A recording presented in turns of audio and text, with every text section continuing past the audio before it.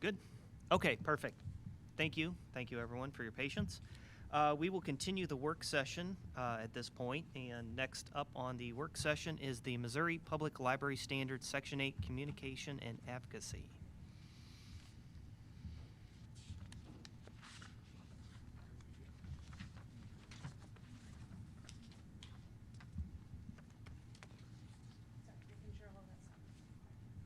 Well, we appreciate it.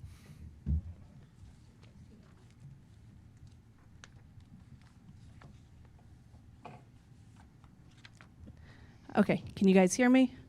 We all set? Yes. All right. Yes. Great. So before you should have communication and advocacy. That is our Missouri Standards section we'll be going over tonight. And I'm just going to go over the no's. So if you go down to 8.1.6, it is a written marketing plan has been approved by the board and implemented. We have never presented one to you guys for approval. We have a written one ready to go that we follow throughout the year. And if it's something that you guys would want us to do in the future going forward, we can do that. It's just never been formalized on our end to you guys. And feel free to comment back with anything that you guys have.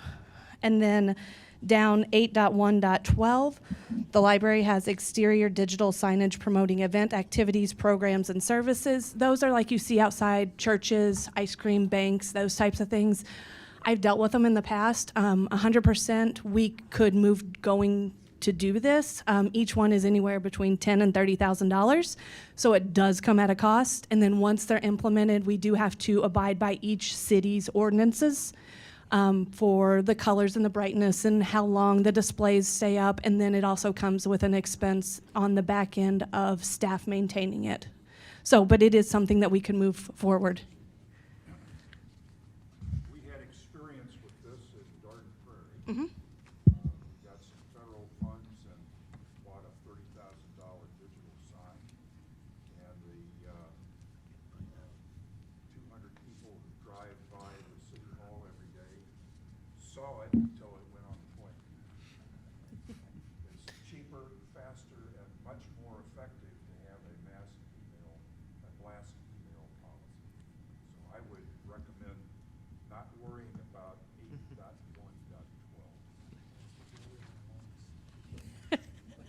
I've done those before as well. Yes, they are great whenever they work, but whenever they don't, it definitely can be a pain point. So, and then the next one, 8.1.13, the library has a coordinated plan to communicate with both new members and lapsed users, informing them of library collections, programs, and services. So last fiscal year, about this time, we rolled out a series of 6 emails to new library card holders, just showcasing over the course of 6 emails, 90 days, our services, our different programs, where the branches are, what they should be able to take advantage of by having a library card. So we've kind of gotten that one under the belt for fiscal year 25, and we're hoping to have the lapsed users and the occasional users. It'll probably be the same email series launching in September of this year. So it is something that is currently a no, but we are working toward. All right, moving to 8.3.7, the library provides legal and state election law training to staff and supporters through multiple channels such as in-person meetings or webinars. This was a mouthful. I wasn't quite sure what all this meant, so I asked our regional managers if they could help me out here, if we do provide any training. And we do staff training, minimal, and by staff training it is, hey, a sign can be X amount of feet from the door, or this is where the forms are held, that type of thing. We don't do anything formal.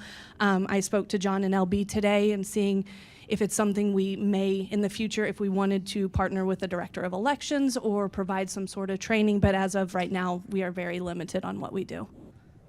And for the most part, we offer our space. They send everybody else. We're not running any of the voting sessions.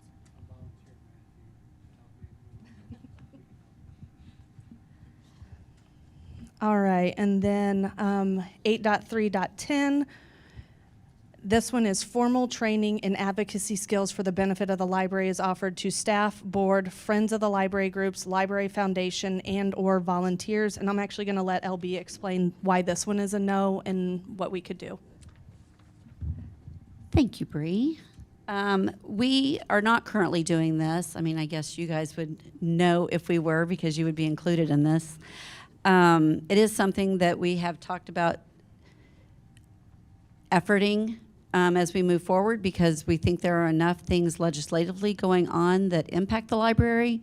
And the more advocates we have in the community and ambassadors spreading factual information is important. So this is something that we are looking at formalizing here in the near future. So there's stuff going on right now that John will be talking about, and we'll probably start with just some communication and talking points for you, for our friends of the library, and for our foundation board members as well. Any questions or thoughts? Yeah, there's a line here, I'm not quite sure where it is, but there are three problems come to mind. Advocacy for a particular proposition on the ballot. I think there may be some state laws that inhibit what we can do.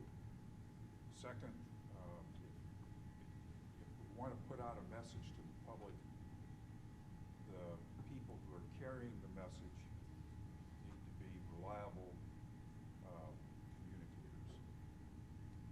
It would be unhelpful if a message of interest to the library's future is contradicted by folks who are indisciplined. Correct. I think that's why it would be important that we start with simple talking points, and then making sure everybody had contact points in which to refer people to if they had more questions that they weren't able to answer. So I think that's at least a first step that we can take. And then you are correct on we could never tell anybody how they should vote, and we would never pretend to. But what we can do is educate people on the things, and we can do that with our staff. If it does come down to a vote proposition, we would work with our friends or the foundation through their nonprofit status as separate from the library on that.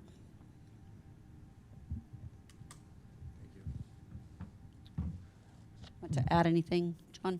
Nope. Good job. Thank you, Bree. Any other questions or comments from the board?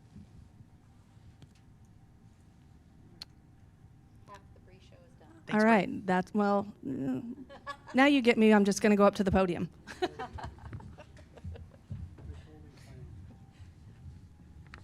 Next up, we have the library data dashboard demonstration. The Bree Show continues.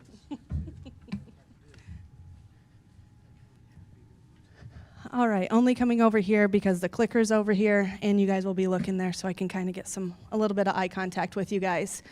As John said last board meeting, he really hyped me up, so I hope I don't under-deliver for you guys. He really hyped up these dashboards, so hopefully I live up to it.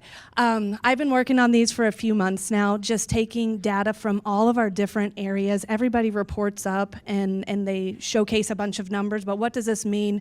How can we use this together as a district? And these are just a couple of slides that I've come up with of some data that we're going to start reporting on. And then we're going to use some of this to replace your statistical report and make it a little bit more visually appealing. Down the line, this will be available for the board and for the employees on a URL, and it will be updated sometimes weekly, sometimes monthly, and you'll be able to interact with it and see things. So right here is just a 10-year history, and I'm gonna ask John to jump in when he wants to, because this one was really what John wanted to see from the get-go. And this top section, all these pie charts are just showing our physical circulation versus our digital. And you can see in fiscal year 15, it's such a small slice of the pie for the digital that it doesn't even show up. So you're looking at, a little under 7% there, and now we're at almost 30% of digital as far as our checkouts. So you can really see, and then that bottom number underneath the pie chart is how many checkouts we have. Moving down to the bar charts here, line graphs, whatever you want to call them, bar charts. We have our gate count, our program attendance, and programs, and this is a 10-year history for each one of those as well. Any questions on this one before I move forward? And if you guys need to absorb it a little bit more, because I will talk fast, just tell me to slow down. That's not a problem. Okay, moving forward, this is something that I had started on before John wanted to see the 10-year history. I was doing a 5-year history. So this is the same thing as far as the pie charts go, and then I'm just breaking it down physical and digital circulation so you can see that 5-year trend. And you see the dip in fiscal year 21 on the left-hand side for physical circ. That's because our branches were closed for COVID a lot of the time. But the e-media has steadily increased over time. And then you see fiscal year 24 and 25 kind of have a little bit fewer than fiscal year 23. Keep in mind, Spencer was closed and Middendorf-Cradell were both closed during those times as well. So knowing what we were doing in history kind of helps knowing what this story is telling as well.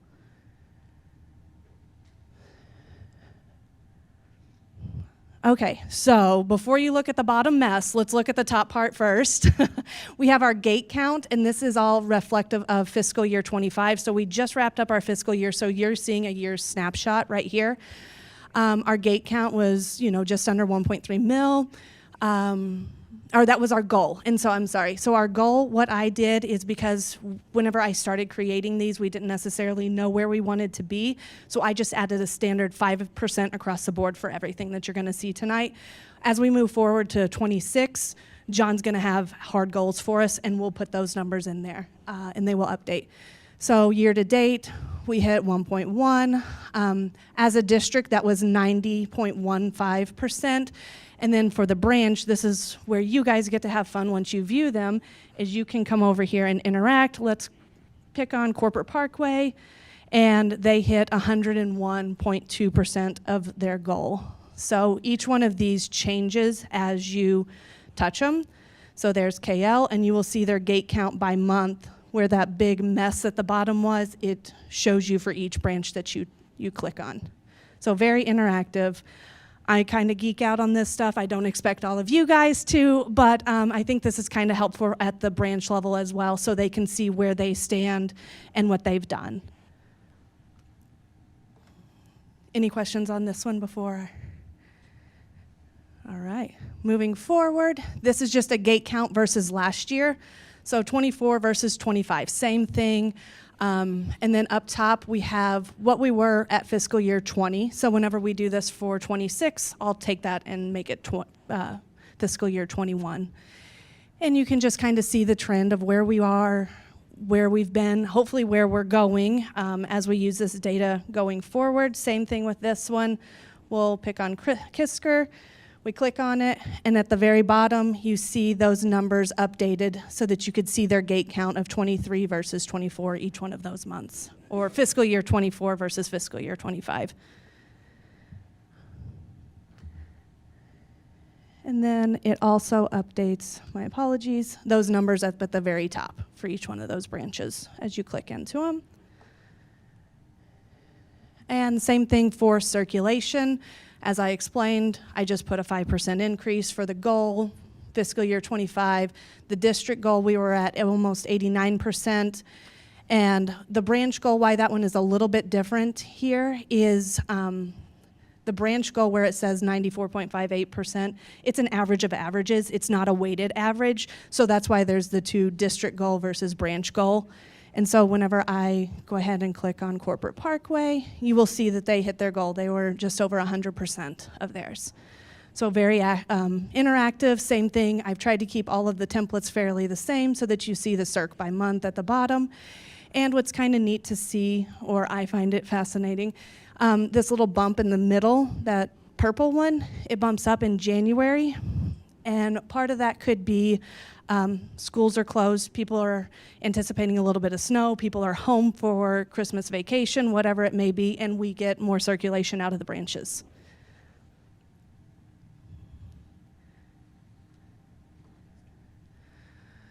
All right, and then this is very similar. We're doing circulation by branch versus last year. You've seen this format. It's doing the same thing.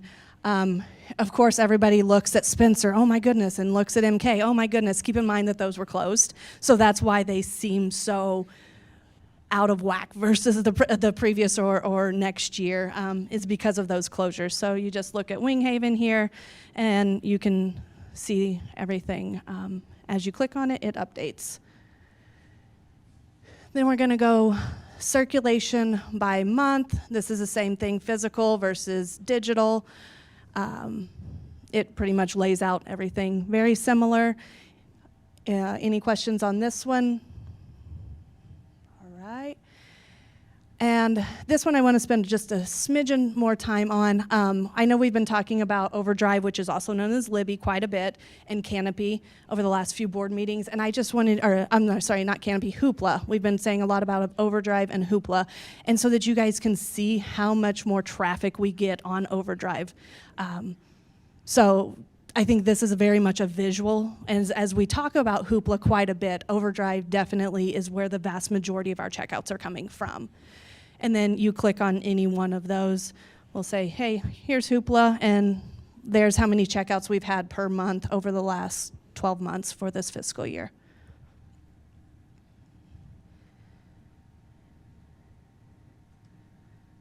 And all right, now that's pretty much all of the numbers as far as circulation gate count goes.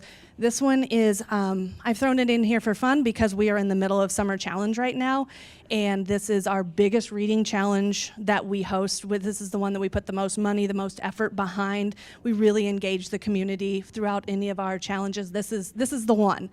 So just so that you guys can see where we stand right now for Summer Challenge, if you look in here, the number of participants, we have over 6,400 adults in the county that are participating in Summer Challenge, which is very heartwarming. I think of Summer Challenge and I think of little kids reading, but no, it's a lot of the adults here. And so you click on any one of these age groups, and it's going to tell you, how many of them have completed, how many are participating, what's their completion rate. Stays very active like all of the other ones, very interactive. So I will tell you, this number, this 19,467, is almost how many we had for all of last year. It was 19,969, is that right, Maggie? It's very close to that. It was just under 20,000. So if we keep this up, we're going to surpass next year, which is great to hear because we have 3-4 weeks left, somewhere right around in there. So I like to see this, and you can definitely see this. And then we have completion by branch. So these are the people, they've registered at a branch, they've completed at a branch, and then the tour down here at the bottom. The tour is so that our users, our participants go and visit more branches in the district. So if you visit at least 8 branches in our district, you get a prize, and you are part of a tour completion. So right now, we can sit here and click on, I'll pick on Maclay here, and then everything updates for Maclay. So you can see where each one of these branches stand at any given moment with Summer Challenge. And then we're going to compare it to last year. You can see the participants, the completions, and then branch participants and completions as well. And then we have our completion rates up at the top. And I believe that is it, yes. So I kind of blew through that really quick, and there was a lot of numbers, so what questions do you guys have? And John, if you want to add anything. Yeah, I have a question. You mentioned when you were looking at where we are compared to the goal, that you kind of arbitrarily set the goal 5% up from the prior year. Was that an educated guess? Was that based on circulation growth in prior years, like a moving average, or what? It was, I needed a number in that dashboard, and I just threw a number. So it was not even an educated guess. It was just, let's pick a 5%. That's an easy round number. And then once John gives us next year's numbers, or the executive team, I'll go in there and refine those. My So- point was that if in fact our average growth rate was, say, 3.5%, you might have set an ambitious goal. Right. And so falling short of your goal is not as significant as it might be. Very, very true, yes. Yeah. So on some of those goals, we surpassed the 5% increase. Some of them, you're right, we were very close. So These are excellent. I've done a lot of this kind of stuff through my career, and they're very well done. oh, great. This is all through Google Looker Studio. So I am a marketing person by trade. I am not, this isn't necessarily my expertise, but I like it, so. Picture's worth 1,000 words. John? One, I just want to say thank you. This was additional duties, something that you had an interest in doing, and you ran with it. And it's great to see the data come alive. We have collected a lot of data throughout in the library district. A lot of it goes into spreadsheets. We put some in the statistical report. And the goal of this is really to figure out how we can better utilize this data to make decisions. And so the dashboards will hopefully help lead us into that direction, whether that's establishing goals, but it's also in comparing ourselves to each other. We have some branches that are fairly similar in size, so we expect the performance of those branches to be similar. We have branches that have more people than less people, and others that have less. So there should be some correlation between all of these numbers, and so this will help as that tool so we can start making some informed decisions. The goal is that we'll have this interactive tool available to the board so that you guys can start playing with the numbers and seeing it as well, so that we're just all part of that education process of what do these numbers really mean. If you go back to the very first slide,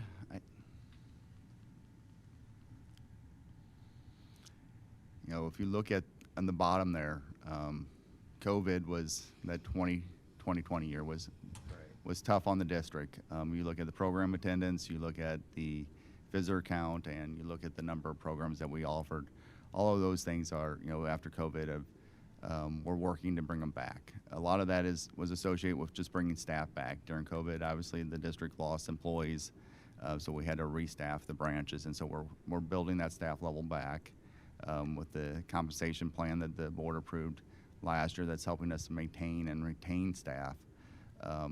So, the goal, if you really look at the goal, is we want to perform where we were 5-10 years ago.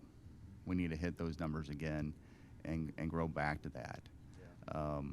The top pie chart, I think, is a really interesting visual because you can see that overall circulation back in 2015 was 7.2 million.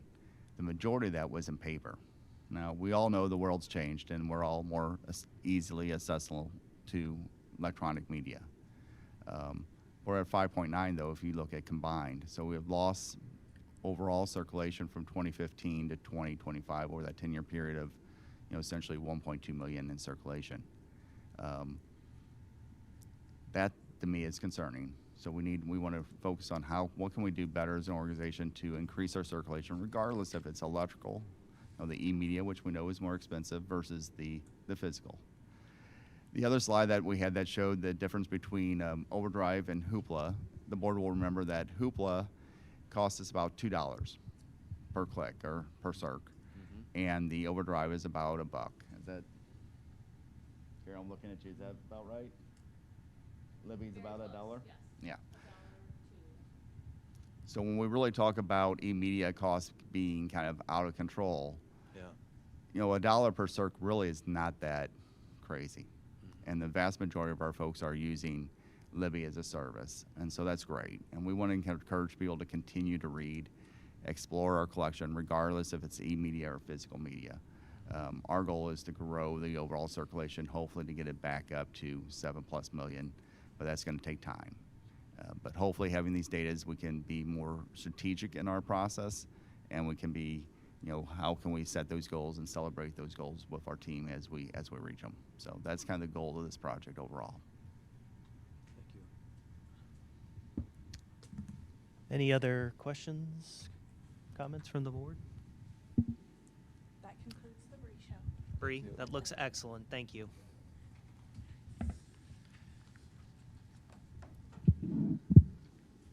That concludes the work session. I think what I would like to do is seek a motion for adjournment since we did take attendance.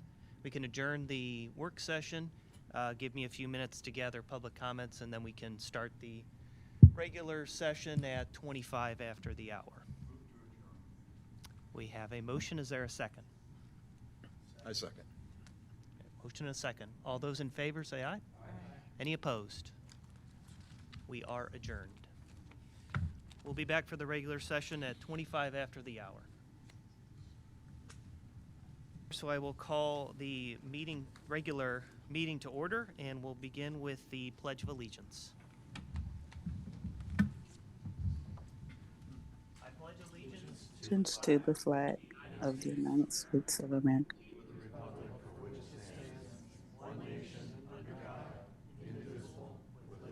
Liberty and justice for all.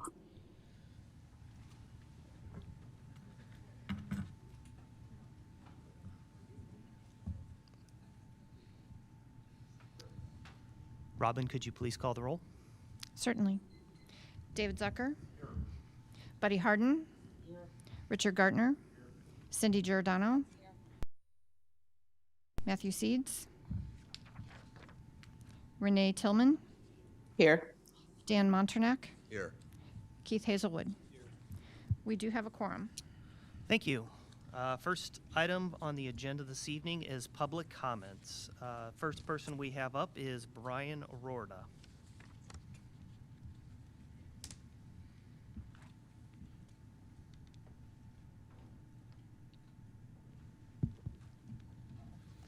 Good evening.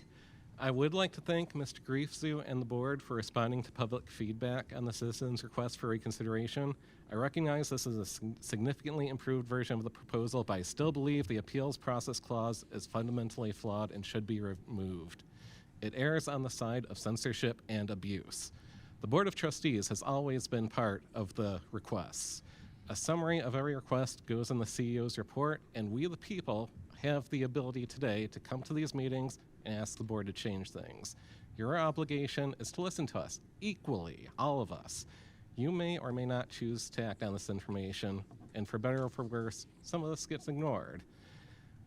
This new proposal creates a privileged class and a unique legal obligation. You will review the request, you will read the material in its entirety, which I couldn't find required of any other governing body. I could be wrong, but I couldn't find it. This is what you have professionals for. You will render a decision by vote. Now, many of you weren't here when this library was harassed by a hate group. When this library stood strong against targeted harassment of an employee, this group turned to books in our collection out of spite. I've looked at every one of those reviews. I don't agree with any one of them, and they were all seeded in bad faith. This appeals policy, likewise, I believe, will be abused to the detriment of this community, this library, and yourselves. If you do want the responsibility to review and vote on the whims of everyone who comes to these meetings, when can I make you vote on adding a book to the library that I think is missing? When can I make you vote on a tax rate increase ballot initiative? I can't. I don't have that. I don't believe I ever will. You may choose to do it on your own. I can't push you. Why do we have a class that will be able to push you when I won't be able to? Why am I a lesser citizen? Treat us equally and err on the side of freedom. Strike this clause. Thank you.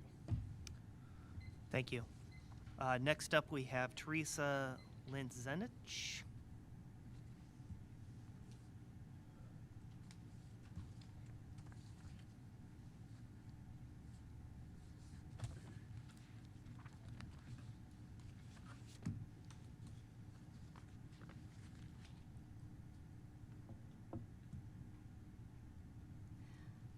Hi, I'm Teresa Linsnick, a Catherine Linneman Library patron. Thank you for giving me your time.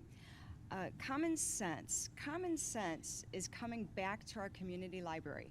Thank you, Board of Trustees, for bringing a little common sense to library policy. Hey, if there's nothing to hide, trustees should be allowed to weigh in on whether a book is harmful or not to children. After all, trustees are supposed to represent the community. Although I'd appreciate adding average patrons to the reconsideration committee, adding the Board of Trustees is a good start. If we want to be open and inclusive, why not have more eyes to watch out for harmful content for our children? Trustees, the proposed policy says that books cannot be taken off the shelf if they are being reconsidered, when being reconsidered. Please amend the policy to de-shelve a book or at least put it in the adult section during the reconsideration process. There are school districts who have a policy to de-shelve books that are being reconsidered until a decision is reached. Actually, Francis Howell has that policy. Question, would you leave a gun out for a minor child? No, you wouldn't. Would we knowingly have a book in the children's section that shows, for instance, how to murder your mother or how to build a pipe bomb? Some books seem to slip through the cracks. Just because a publisher puts an age range on a book doesn't mean it still is appropriate for that age range. Hey, publishers are not perfect. Even the attorney for our library district said that. Catherine Linneman used to tell, my mom knew Catherine Linneman, and Catherine Linneman used to tell children if she thought a book was inappropriate for them. We must continue our legacy of protecting impressionable minds and hearts. My heart goes out to children these days. Let children be children. We must not bombard them with adult material when they have enough to deal with already. Please amend the policy to de-shelve or at least put books in the adult section during a reconsideration process. Thank you. Thank you. Next up, we have Arnie Dienoff. And Arnie, you have back-to-back for agenda and non-agenda, so you have 6 minutes.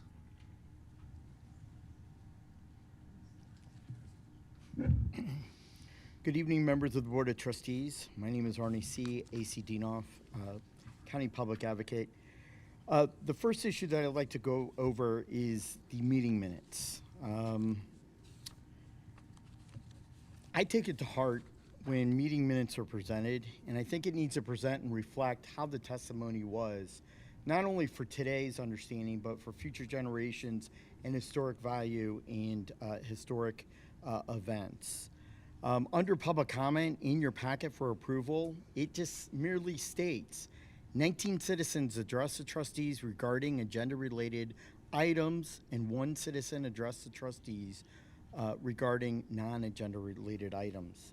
I believe that if people take out the time and the energy and the gumption to show up to a public meeting, that the name of that person testifying should be in the meeting minutes. People take time and take the effort to drive here all throughout our county. We need to capture, summarize all the items and testimony in a justified minutes. Historic and future value, minutes are here for a reason. These are current meeting minutes, and in my opinion, they don't reflect the public testifying on the public record. And so I'd ask the Board of Trustees to visit this item. I've never seen this done in other governmental bodies that I attend. It's always summarized exactly what the person testifying stated. The second item that I'd like to talk about is the budget amendment. And the budget amendment is for $400,000 to increase salary and benefits and be transferred from capital projects. So I have to ask the executive director, Mr. Greifschuh, where in staffing and employees is the $400,000 actually going to? Could you please disclose and be transparent? Are we hiring new cabinet members? Are we hiring new executives? Where is that $400,000 actually going? And then, of course, 2602 would be the resolution for the budget amendment. And you're increasing the appropriation of salary and benefits from $14,312,000 to $14,712,000, and I left off the change there. But I think it's apparent that the Board of Trustees knows exactly where this $400,000 is going. And on the D033, which is on your agenda for the vote of appeal process of deemed not proper books or materials in the library. First of all, I would ask the director to give a report to the trustees of what the changes and difference in words are. This is a very important vote that's before you.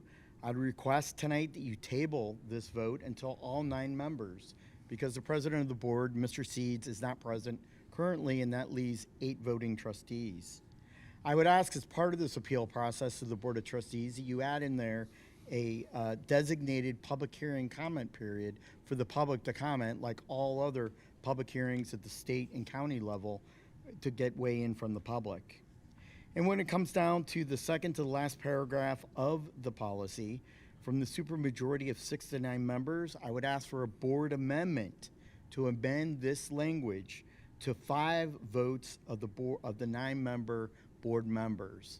I believe in a simple majority. It goes through a long process, and I would ask that the board consider that.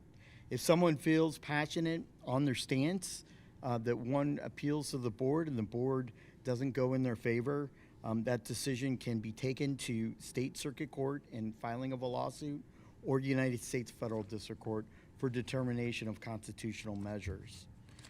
And on my non-agenda items, use and access of cleaning disinfectant. At Catherine Linderman, I was there last night, and the keyboard was totally filthy. I had asked for a cleaning disinfectant, and I was told by staff that the district doesn't provide that anymore. And they had a ton of supplies from COVID. I don't know what happened to all those supplies. But evidently, we're not disinfecting and cleaning basic keyboards and mouses at stations throughout our district, and especially at Catherine Linderman. I've got the wipes that I brought with the excess dirt and grime on there that I could show you after the meeting. But I think that is a very serious concern, and I think it needs to be addressed. This line right here, this black line, the DMZ zone, no pass line, I believe in elected and appointed officials to be accessible, approachable, interactive with the public that you serve. There should be give and take on issues and inquiries, and the public should have access to you as appointed officials making important decisions on behalf of our 433 resident county. If any of you haven't been to the Augusta branch, I would encourage you to visit that branch. It was a delight. I was there a couple weeks ago, and I would encourage you to experience that visit. And finally, the district central office telephone line. I called Mr. Greifschuh twice about power washing in Bittendorf-Cordell from my comments last month, and I never received a phone call. For some reason, when you call, it gets directed to a branch, and they don't know how to get in contact with Mr. Greifschuh. I also asked at last month's meeting about landscaping issues. I'll sum it up, Mr. President, or Mr. Vice President, about landscaping, and I would like to have a call back to have some type of closure, and let's get the work done. I think it's very important. Thank you, Mr. Vice President. Thank you. The last individual for public comment this evening is Mr. William Worley.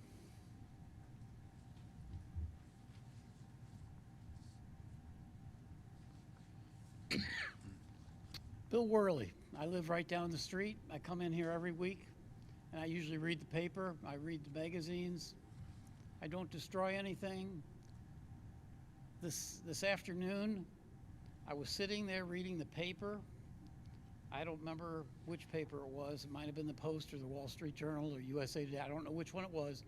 I was reading the paper, and this one of the head guys, I think his name is Earl, he comes up and he's right in my face. I mean, he's inches away from my face, and he's yelling at me for destroying a paper. And he shows me this paper, a newspaper, and it's a crossword puzzle. I'm going to tell you something. I have never done a crossword puzzle in my entire life. They're too hard for me. I can't do them. And I told him, I said, first of all, I have never seen this page before. I did not do this, and I certainly didn't destroy this page. It was wadded up and torn and stuff. I said, how come you are doing this in front of all these people here in the library? You're just yelling at me. He's really like 5 or 6 inches away from my face, just yelling at me. And it's kind of scary. I don't think that's appropriate for an administrator to come and do that to me or to anybody, male or female. And all I was doing was reading the paper. Okay, that's all I want to say. I just think that is despicable. I appreciate you guys allowing me to come here and say this. But I was so upset that I immediately left the library this afternoon, and then I found out there was a board meeting, and I said, you know, I think I'll go to that board meeting. It's an open board meeting. I appreciate the fact that you allowed me to speak. That's neat. This is what a democracy looks like. This is what a democracy looks like. I love it. Thank you. Thank you. That does conclude our public comments. Next on the agenda, we have reports and correspondence, the Chief Financial Officer's report. Julie?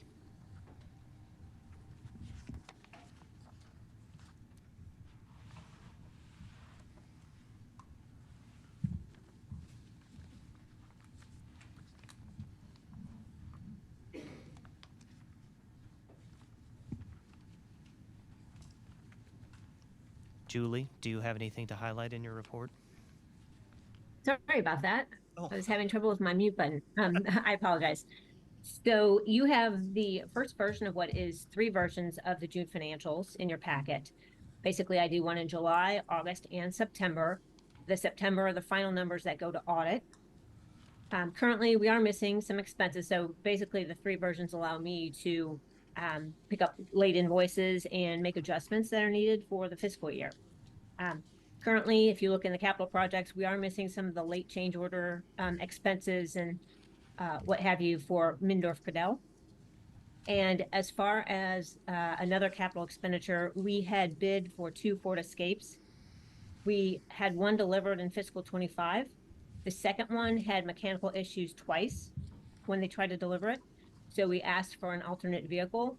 They have since sourced that for us at the exact same price, but it won't be delivered until fiscal 26. So in the month of August, I'll present information and a request to roll over those capital dollars to 26 so we can actually make that purchase. I think that's about it. If you'd like to ask any questions, I welcome them. Are there any questions, comments from the board for Julie? I have one question, Julie. sir. It has to do with the line item increase or decrease in reserves in terms of percent of budget. The figure listed is $738,831, down 34.3%. My question is, down 34.3% from what? It's actually just saying that figure should be that 738,000. It's actually in the positive view because we were scheduled to have capital projects, obviously, of $4.2 million, leaving us with a deficit for the year, a decrease in the reserves of 2.1. But in actuality, we're at 738,000. So that's actually that's in the positive. Okay. The calculation just came out as the negative 34.3%. Thank you. That explains it because it didn't make sense to me. All right, thank you. You're welcome. Any other questions or comments from the board? Julie, I do have one question on the retro commissioning study. Have we received that report yet? We do have that report. That's available if you would like to review it. Any board member can. I would like to review it. Certainly, we'll get that to you. All right, thank you. You're welcome. That's a report on a recommissioning of the HVAC at this location. Yeah. Thank you, Julie. You're welcome. Next up, we have report and correspondence. We have the executive team report to the board.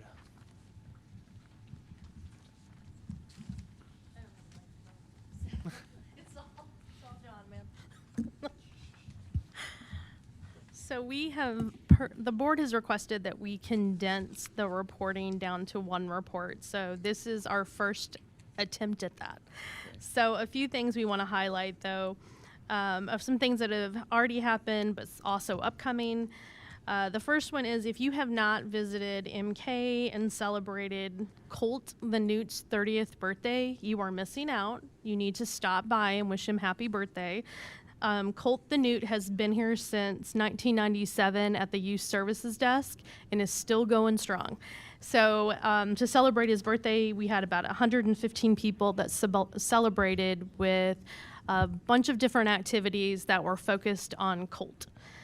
The next thing that also happened at MK would have been the EDC Roundtable. It was hosted by the library at the Middendorf-Cordell branch on June 30th. There were over 30 community leaders that attended. They learned more about the library. They had a tour of the renovated branch. Another portion of the report, we want to highlight the fact that our revenues for the passport have increased by 12.1%, which amounts to $181,430. Coming up, the outreach staff will be participating in the Community Council's Community Services Summit on August 14th. And we also want to share that the Catherine Linneman branch lunch at the library this summer has served more than 850 kids. So they've been pretty busy at Catherine Linneman. And then staff, kind of a shout out for a staff member that we're really proud of. Brittany Schaff, our social media specialist, has been asked to participate in the panel discussion about social media practices that increase patron engagement. She's been asked to participate at a national conference in August. It's Digipalooza, which sounds like fun just based on the name, but we're pretty proud of Brittany on that. And I was gonna share a little bit about Summer Challenge, but Brianna already did that for me. So you already know what's going on and all the good news about Summer Challenge. And then upcoming, we really hope to see everybody at Friends of the Library Annual Book Fair, which is going to be at the Family Arena from August 1st to the 3rd. And after you have completely bought out the book fair and have stocked up on all your books, we also want to see you at Shakespeare in the Park at Lakeside 370 Park on August 20th. They will be presenting A Midsummer Night's Dream, and it is being supported by the Library Foundation in partnership with St. Peter's Parks. So just a few of the good things that are happening around the library.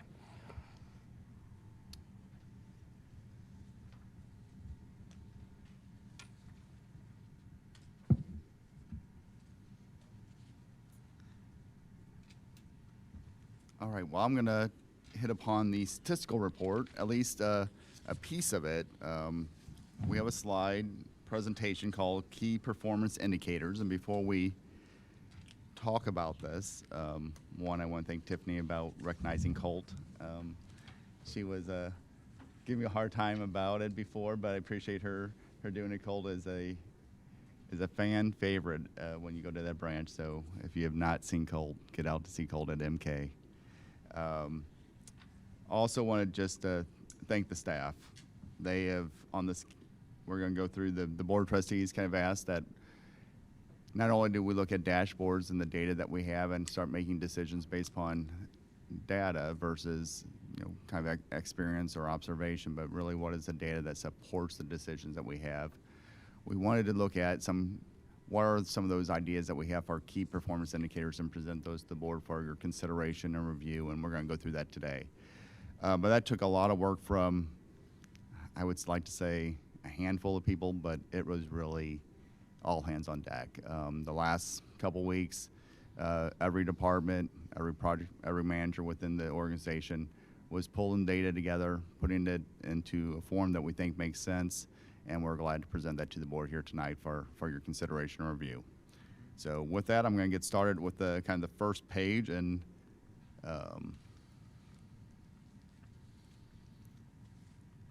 so you turn, I'm going to give you a highlight of what we're talking about when we look at some of these key performance indicators.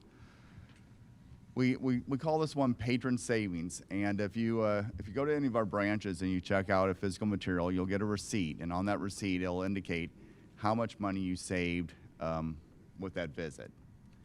And what that really gets to is that the cost that a parent or family, a resident, a patron would spend on that book if they couldn't borrow it from the library for free. And overall, when you get your individual receipt, it seems like a small relative dollar amount. But when you circulate 6 million books and materials a year, those small amounts add up. And if you even take, we put a value to it, but if you do the simple math and just did $10 an item, that comes up to be $61,663,415. $61,663,415. So each book or material checked out at a time adds up to be a significant saving to our residents and our patrons. And you look at that average saving per cardholder, we have 111,534 active cardholders. That comes out to be an average savings per cardholder of $551. That's a tremendous savings. You know, if you look at your property tax bill, as a family of, my house has a family of 4, you know, that's a lot of money per household. And if you look bigger picture, and really this is what I've really been trying to, I think is one of our key talking points of what value does the library provide to the community overall? We all know we do a great job circulating books. We provide community space. We provide access to opportunity. But if you look at it just from a dollar and cent standpoint, we collect property tax about $22,800,000 a year, right around $23 million. The cost savings was 61, so that's a 2.7 return on investment. So our residents pay $22,800,000 in taxes, but they're going to value just a material borrowing of over $60 million. To me, that's a tremendous return on investment and something I think we need to be proud of. Circulation. So we put together a whole bunch of numbers, so I'm going to try to go a lot faster on some of these other slides than I did on the first one. We look at physical checkouts, which Brianna talked about with our dashboard. If you look at our comparison from 24 to 25, we are down 6.5%. Once again, Mendorf-Cadell was closed. So we did set a target for 2026 of 4.2, so a slight increase over our 25 numbers. You look at our digital checkouts, they were up 12.25%. We're setting a target of 1.8. If you take the 1.8 plus the 4.2, you're at $6 million in total checkouts next year. That's kind of been our target that we've kind of hit upon on a regular basis, that we want to hit that 6 million number. If you look at our average cost per physical checkout, so that book on the shelf, it's about 35 cents. If you look at our average cost per digital checkout, so that's Hoopla and Libby primarily, that's averaging out to be about $1.25. Our turnover rate, this is a number that, although it's down from last year, it's a number that we really should be proud of. It's an aggressive target when you compare to industry standards. I think the industry standard for turnover is, what is it? 3.5. So we have a target or a goal, significantly higher than the industry standard. This basically means how many times does a book in our facility turn over? So we're saying that we were hoping that on an average that a book in our facility or materials within our collection will turn over 7 times a year. That's great value on those purchases, showing that our collectors, our librarians that are buying materials that people want to check out. Our dead on arrival rate, this is materials that have not checked out for 12 months. 6, how many dead on arrival is? So dead on arrival rate is items that have been in the collection for at least 18 months, but have checked out 1 or 0 times. Do you guys get that? So our current rate is around 7%. That's probably higher if you look historically where we've been. So we want to get that back to be less than 5% is our target for next year.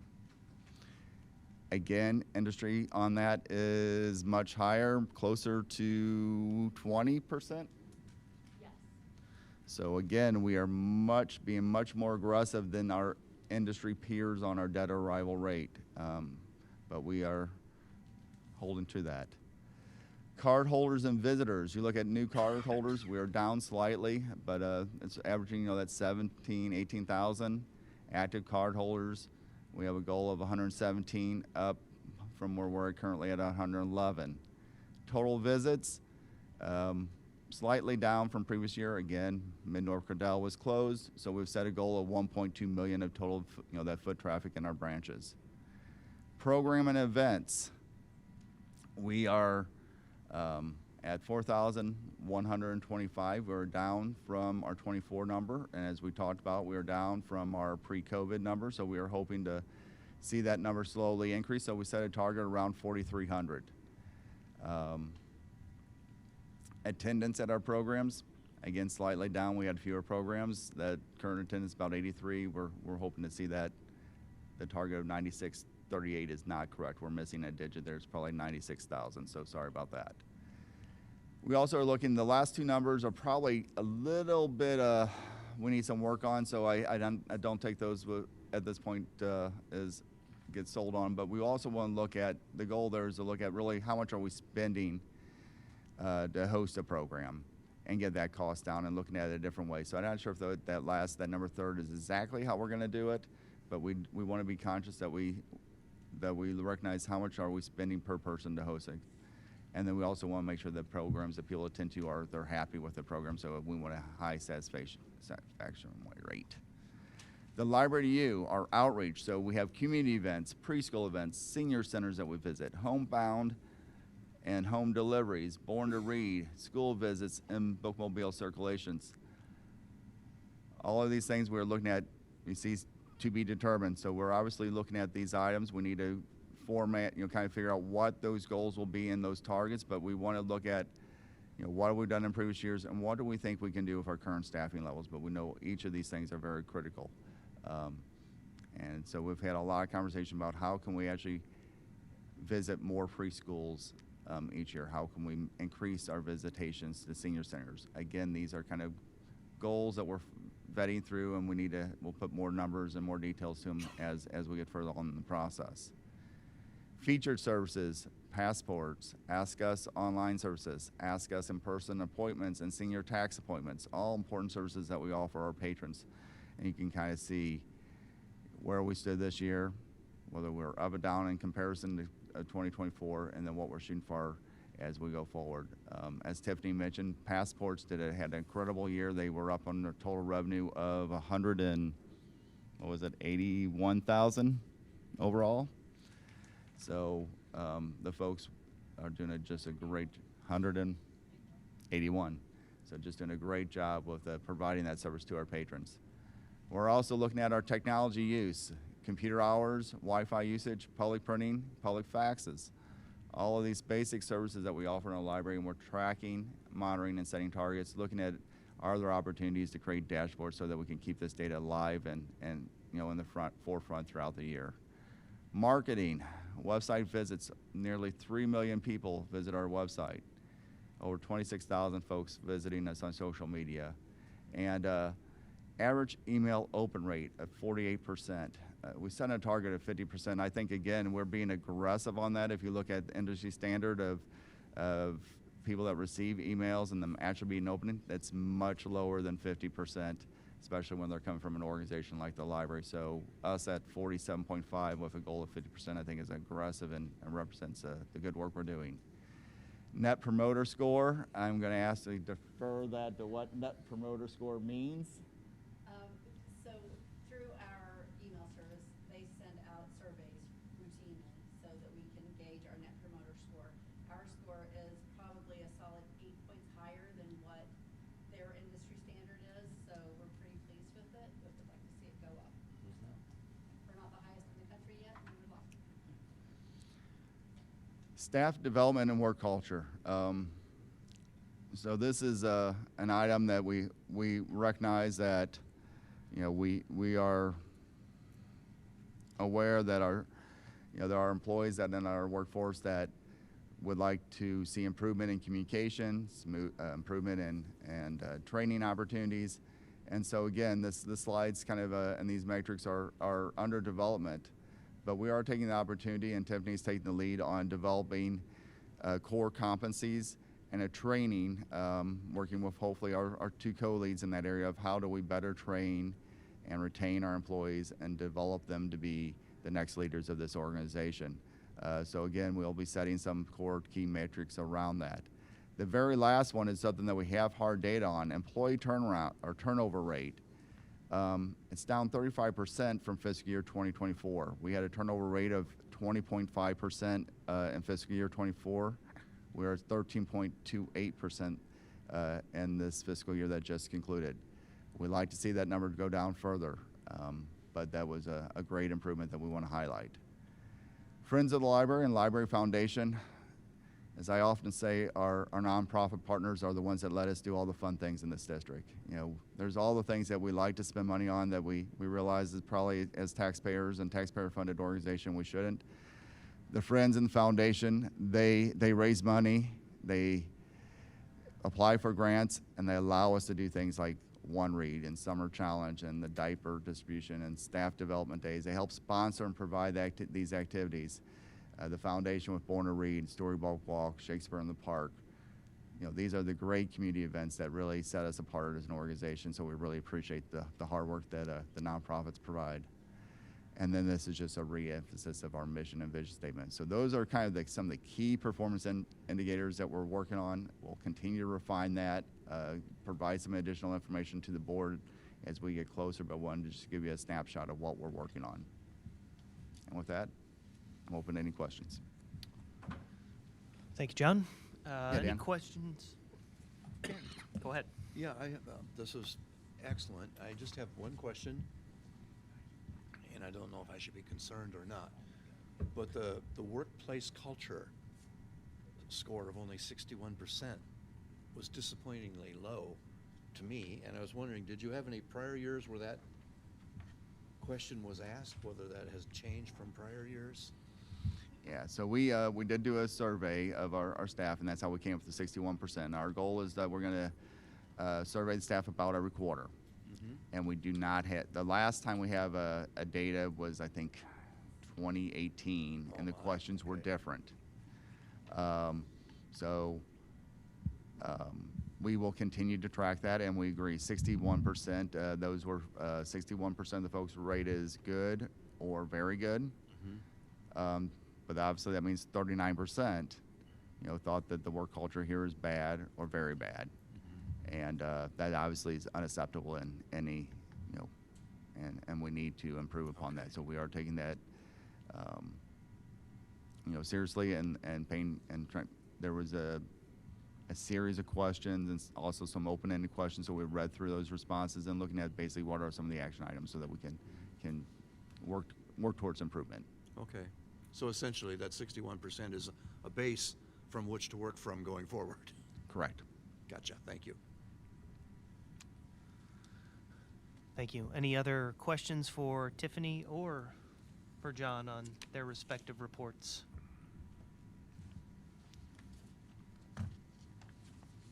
Thank you. Up next, we have correspondence, of which we have none. So the next item is the consent agenda and the minutes for approval, the draft minutes from the June 17th, 2025 closed work session and regular meeting. Sir. Comment and a motion. Please. These meetings are digitally recorded, and the record is accessible to the public via the internet. I see no practical reason to produce a Reader's Digest version of the transcript of the meeting when the digital record is the best evidence of what transpired. I think the degree of summarization that we have in our minutes is appropriate, and on that basis, I move the approval of the minutes. We have a motion and we have a second. Is there any further discussion on the minutes from the June 17th meetings? Seeing none, all in favor say aye. Aye. Aye. Any opposed? The ayes have it, motion carries. Next, we have a formal agenda. We have unfinished business. We have 25-35 revision to policy D033, citizens request for reconsideration of library content. We have a substitute revision to policy D033 dated July 3rd, 2025. John?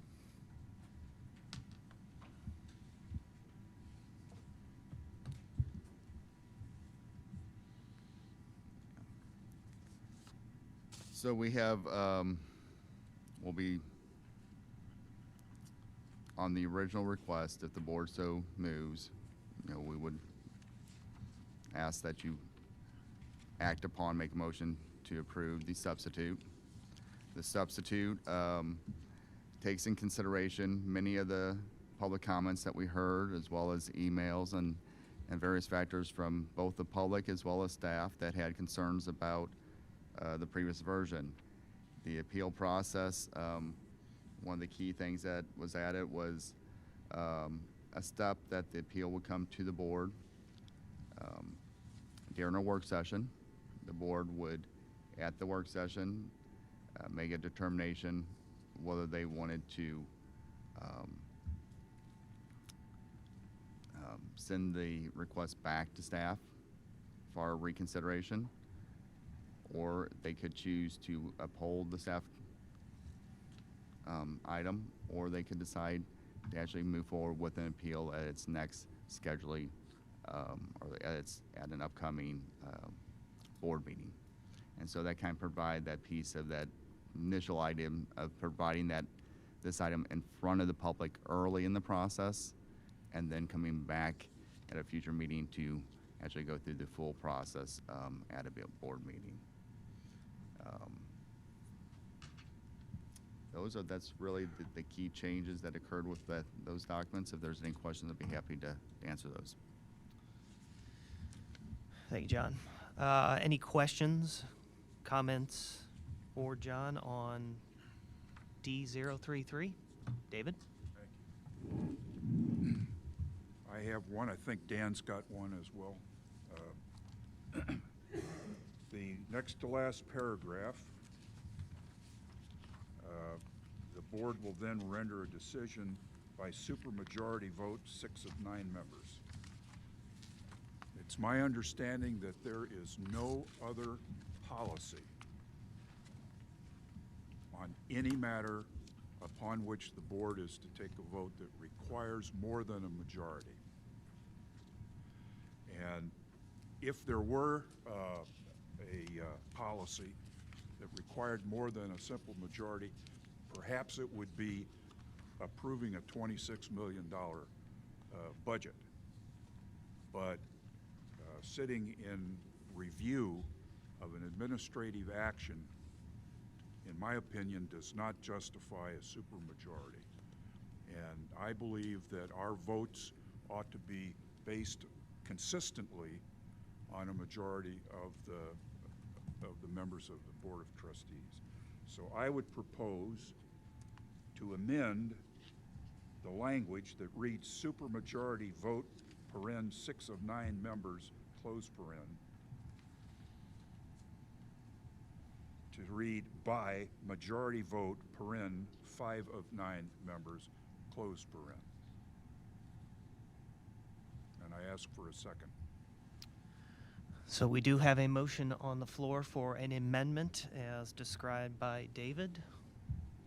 Is there a second on his proposed amendment? Second.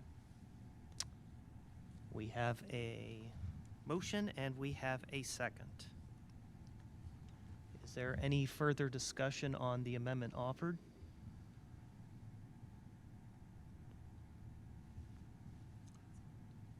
Are we talking about a motion just to go from 6 to 5, or any other This would be the adoption of just this amendment for a simple majority simple of majority, 5 of okay. the 9 members. Yes. Okay, thank you. Okay. I would like to ask for a roll call vote. Okay. We do have a roll call vote requested. Robin, could you please call the roll on this amendment?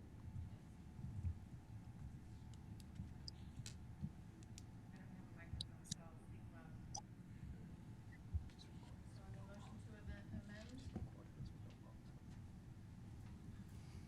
you, John.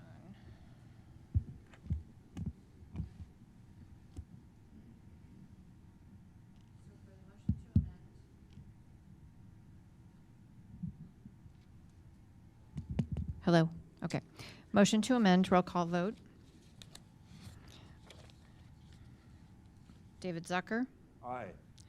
Buddy Harden, Aye. Richard Gartner, Aye. Cindy Giordano, Justin Collier, No. Renee Tillman, No. Dan Monternack, Aye. Keith Hazelwood. No. So we have a 4-4 tie, so Yes. the motion does not carry.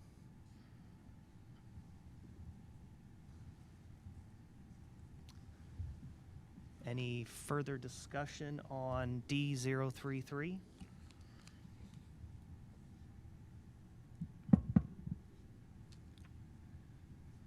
If we're talking about the policy, I do have I'm sorry. If we're talking about the overall reconsideration agreement, Yes. one, I think is an oversight. We have deadlines for how quickly protests for reconsideration need to be acted on, except for the initial one. So if a patron has a problem with content, they can go through the procedure, but there's no deadline for how quickly the review committee needs to respond. There's a 30-day and 60-day deadlines beyond that for the appeal process. But I think that I think it'd be very reasonable for patrons to expect some type of deadline for when they can get a judgment on their request for reconsideration. And my suggestion would be 60 days.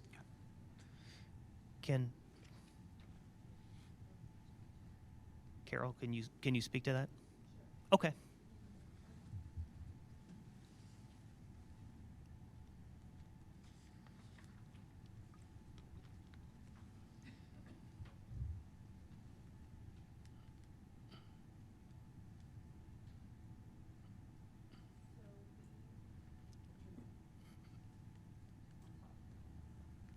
Previously, we did have a timeline for responding to a reconsideration request.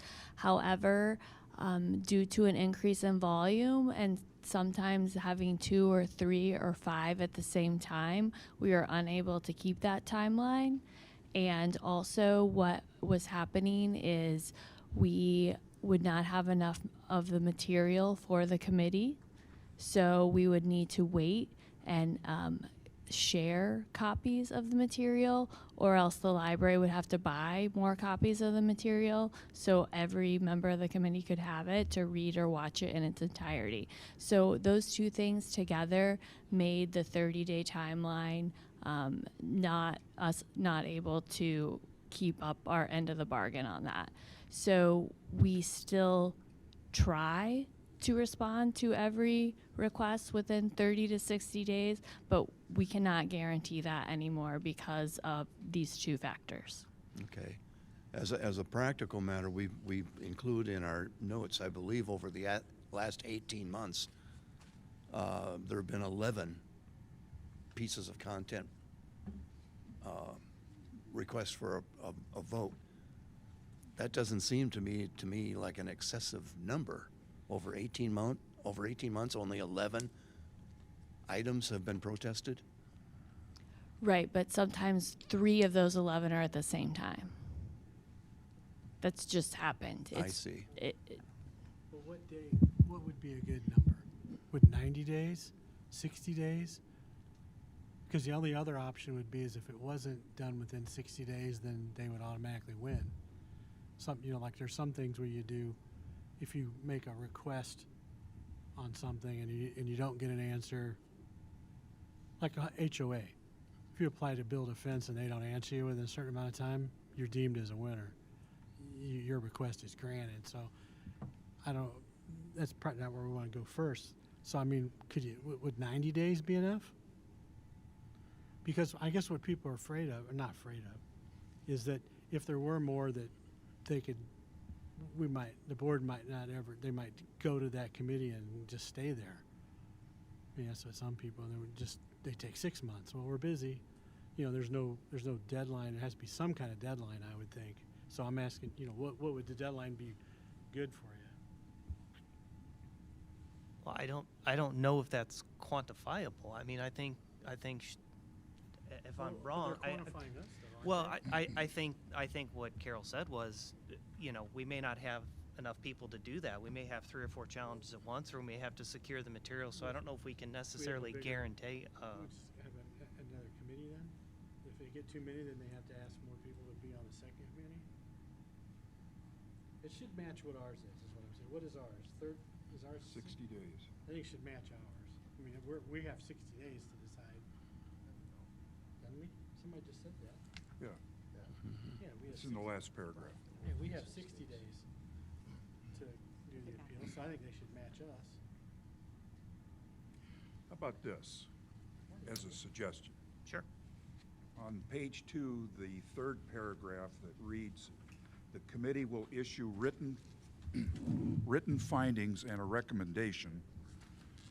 Add the following words after the recommendation: "Within 60 days, unless relief from the deadline is granted by the CEO." An option to address an extraordinary circumstance where the material is extensive and is being passed from committee person to committee person, or perhaps if there are simultaneous objections being considered. So you ought to have a target, and if the board gets 60 days, then I think 60 days is appropriate for the committee. But if you run into a real jam, there ought to be a relief valve. So Yeah, you could request a grace period in those situations. CEO, I think that's good. I like that.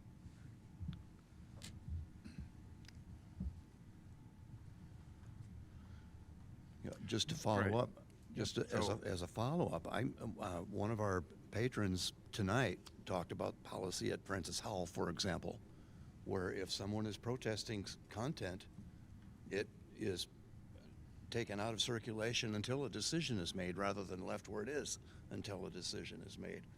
I just want to avoid the possibility that someone can go through the process of protesting content for age appropriateness or whatever, and have it just essentially be tabled by the committee.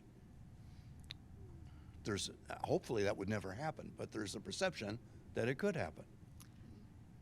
I understand that. I just know that in the several times when we have needed more time, it was, as Mr. Zucker pointed out, some extenuating circumstances.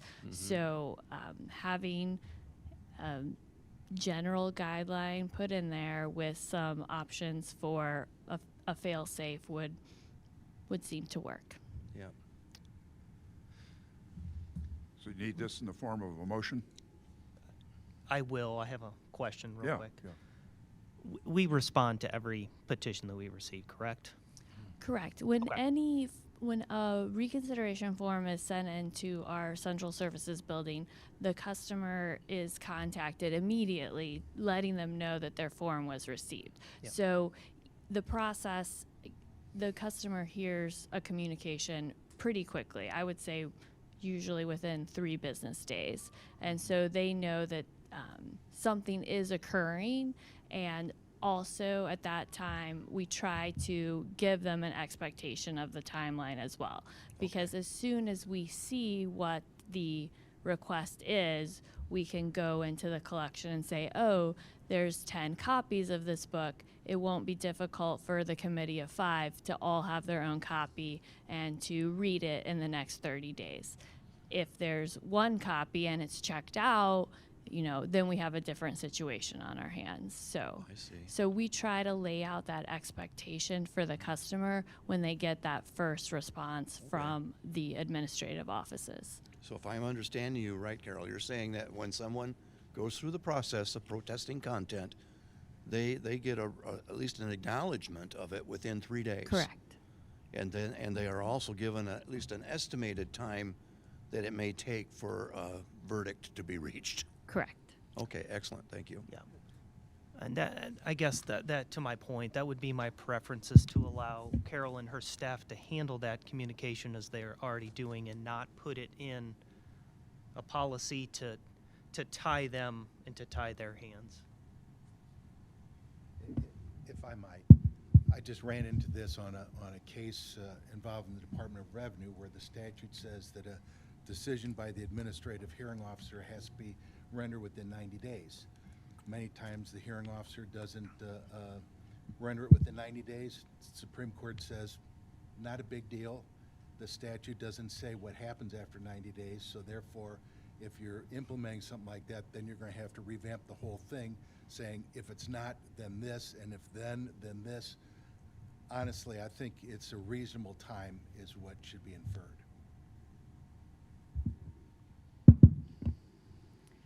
I will say there's a further system of checks and balances in that if once a reconsideration is received at the administrative offices, the C-suite team is all aware of it too. So if for some reason something would slip through the cracks and they would say, oh, we thought there was a pending reconsideration, has the committee met, has there not been a letter sent out to the customer, there would be other people involved, and knowing that, there is an active reconsideration on file. We also have a shared tracking document where we log everything, so you would see a timeline of that. And again, that is accessible by all of the administrators at the library. Okay, Mr. Chairman, then for the record, those responses satisfy my concern. Excellent. Are there any other discussions or questions on the proposed policy?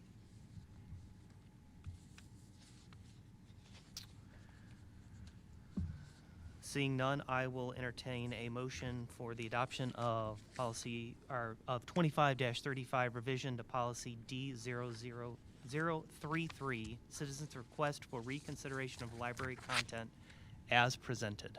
I so move. Have a motion, do we have a second? We have a motion and a second. Any further discussion? Keith, sorry. What language are we actually voting on? As proposed. Yes. Amendment failed and nothing else was changed. Any additional questions? All those in favor say aye. Aye. Any opposed? No opposed. The ayes have it. The motion carries. Next up on the formal agenda, we have new business 26-01 budget amendment, salaries and benefits for FY 2025. You or Julie? I'll go ahead and speak to that. Okay. I think some background is important here. So the original fiscal 25 budget had salaries and benefits based on the old salary structure for our staff. And during the year, there was to be a 7% increase. During 25, the salary study compensation recommendations were approved by the Board of Trustees and implemented and retroed back to July 1. With that being said, we anticipated that we would exceed the budget. We weren't sure by how much because, as I mentioned, we pulled back as far as capital expenditures. But what we also did was we left budgeted positions open. Those were significant dollar amounts. So that provided some cost savings and assistance in this area. And also with MK and Spencer being closed, our managers did a tremendous job in dispersing that staff to assist with public service at not only the Mid Rivers Mall branch that was open, but with all of our other branches. We had low FTE count, if you recall, during the year at times. So that was very helpful. So With that conservative approach, we are now requesting that the board approve an increase in the salaries and benefits appropriation of $400,000 to be transferred from the capital projects. Thank you. Any questions, discussion from the Board of Trustees on this agenda item? I believe that this was all anticipated at the time that the discussion was held regarding implementation of the salary study. We weren't sure what the effect was going to be, but we knew that there would going to be some sort of a bump that was going to need to be done. Thank you, Richard. That is true, and I think with the conservative approach that we've had, it has been very beneficial because, as Dan pointed out earlier, as far as us anticipating a decrease in the reserves for the year of $2.1 million, we will have an increase in the reserves instead. That's even with implementing the salary study. David? I just have a question on the two pieces of paper in front of me here. The Board of Trustees of the St. Charles City County Library District Resolution number 25-06, and the agenda item addressing that is 2601. Is there a... Because salaries and benefits are its own category, that is why a resolution has been presented to the board to approve this increase of $400,000. That is the official board record of that increase in appropriation. The reason I ask is it's dated 15 July 2025, which is fiscal year 26, and the resolution number is 25-06. Correct. Technically, it should have been done in June. We are a month in arrears since it is, of course, the July board meeting. Last year's budget. All right, I got it.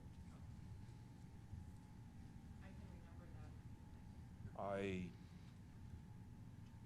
do not impose my will on the numbering scheme. Are there any other questions, discussion from the board on this item? Seeing none, I will entertain a motion to authorize amendment to FY 2025 budget, increasing the salaries and benefits appropriation by transferring $400,000 from the capital projects budget. So moved. Second. A motion and a second. Any further discussion? All those in favor say aye. Aye. Any opposed? Aye. Motion carries.